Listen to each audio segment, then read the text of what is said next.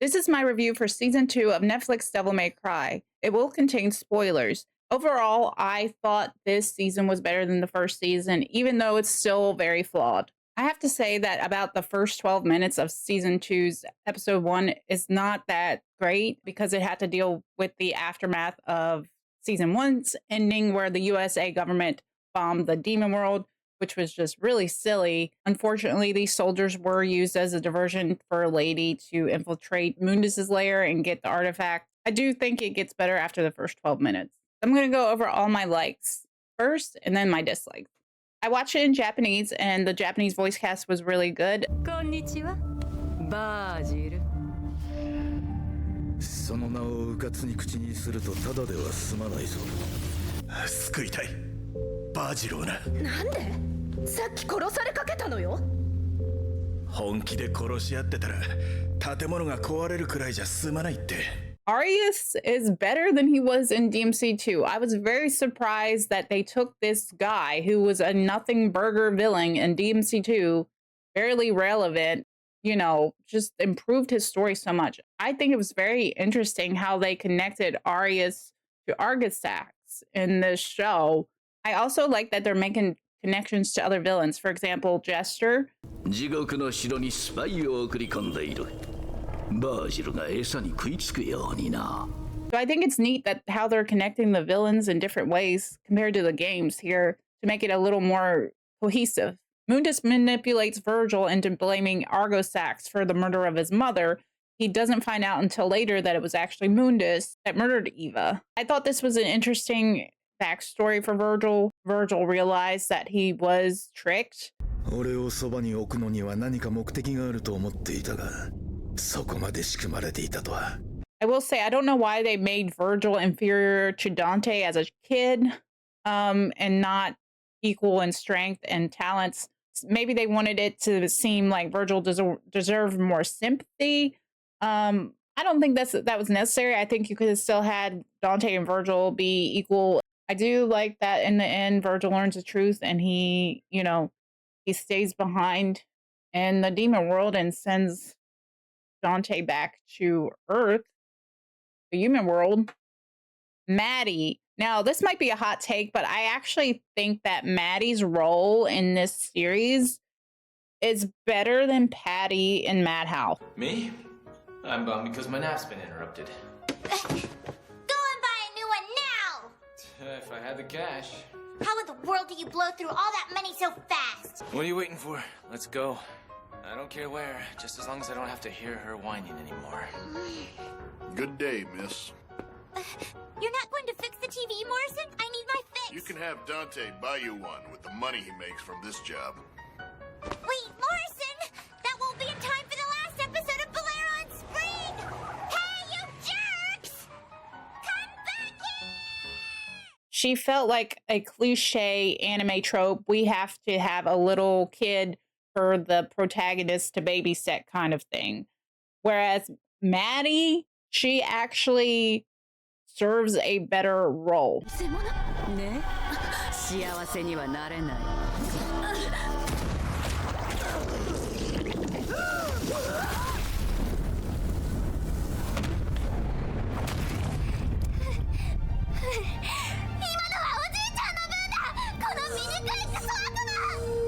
Overall, the animation was better. There was less awkward look in 3D. There was still a little bit of awkward 3D CGI stuff, but not as much.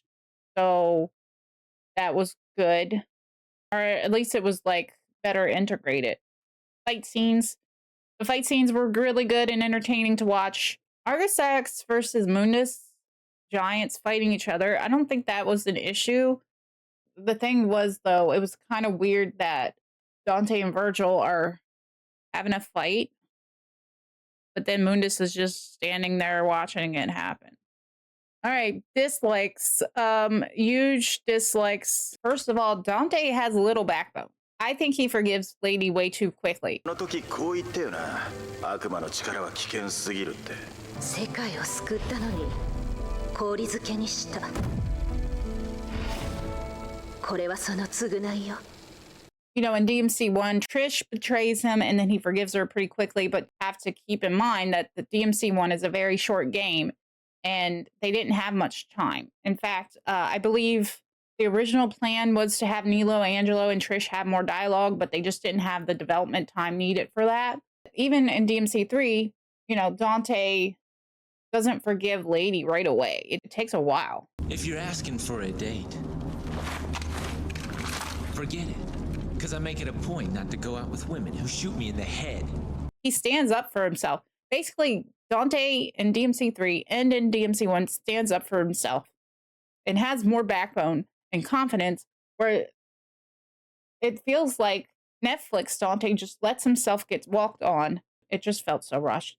Speaking of things that Dante and Lady romance, I'm biased because I never ever shipped these two together. And I hate that this show did that. It just feels like they are forcing the narrative that a protagonist just has to have a romance. This was a post I made on Twitter last year. Do you believe video game characters need to have romantic partners? And my answer was no, even though I'm a hopeless romantic and love shipping male and female couples. It makes sense for characters like Dante to avoid having a romantic partner. He's lost many people in his life and knows the danger of anyone being close to him, very high risk of demons attacking him at any time. Before DMC5 released, Itsuno and Ruben were speaking at a panel. They showed Ruben's wife, who was cosplaying as Lady, and Itsuno went out of his way to say, hey guys, we know that Ruben's wife is cosplaying Lady, but don't let that fool you. Dante and Lady aren't a thing in the games. Basically, from my understanding, that's what he's basically said here. And in DMC5, there is a note from Morrison where it says Dante and Lady never had anything romantic. Itsuno also said he supervised the show. Did he approve it, or did he not care? Or did they just say go ahead with it? I don't know. I just don't ship them. That's the industry. I'm not against shipping. For example, I ship Ada and Leon. That's why I have them together back there. Like I'm not against shipping. Just feel like they wouldn't work out very well romantically. In fact, I feel like she would have more chemistry with Virgil if she could forgive him for being a villain. Even if I did ship Dante and Lady, the way the show does it is so bad. I mean, the scene with the truck, and then the My Immortal plays. Why is My Immortal playing? Wouldn't Bring Me to Life by Evanescence make more sense here? I've read better fan fiction of my favorite couples than this scene. I hate to use the term cringe, but it was really just it was not done well. I think he forgives her too quickly, and then they start crushing on each other too much, and it was not done well. Dante gets beaten down too much. I don't know why. He just gets beaten down too much. Why do they make him so weak? Is it to just elevate Virgil's status or something? I don't know. Is Dante even the protagonist? I mean, my gosh. Is a Lady and Virgil the protagonist of the show? I can understand if he got beaten down, a couple times, but this is just too much, too weak. He's too weak. If I was to make a tier list for Dante, season 1 Dante, I would have said just okay. He has potential, but season 2 Dante, I put him under inferior. Just meh. Nell Goldstein was in the novel a very important person to Dante. She was a mother figure to him, call him like a son. And this show treats her like a side character. And worst of all, they make it so Lady was the one who had Nell make guns for Dante just to push that relationship even more.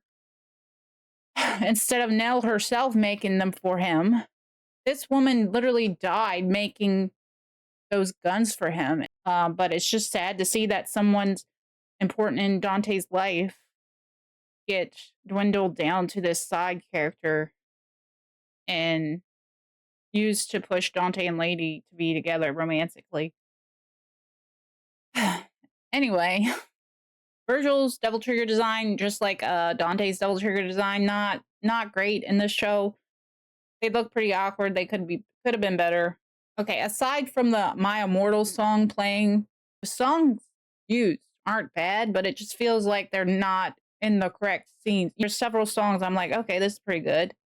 But why is this song here at this point in time? When Dante fires the rocket or the missile, and then he runs down the building to hop on and fly on it, why didn't they play Devil Never Cry like in DMC 3 in that scene? Things I felt neutral about. No Lucia. The reason why I didn't put this in dislike, maybe there's a good reason why she wasn't in this season. Maybe Arias had her frozen like Dante. I don't know. It's just a guess. If she doesn't show up in the next season, then yeah, this changes to a dislike, because why?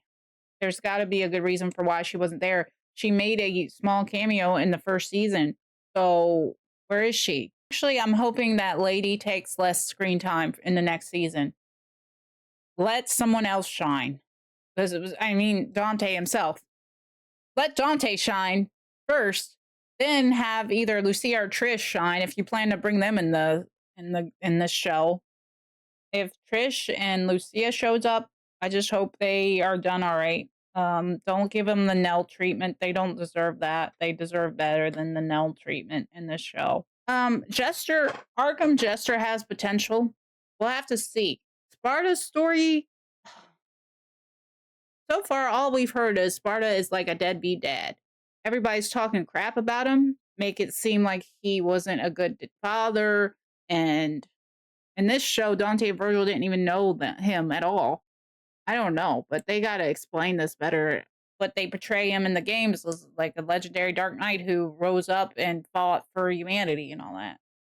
So, although I thought this season was better than the first season, I don't know why Dante is still treated like he's not even the protagonist in this show, which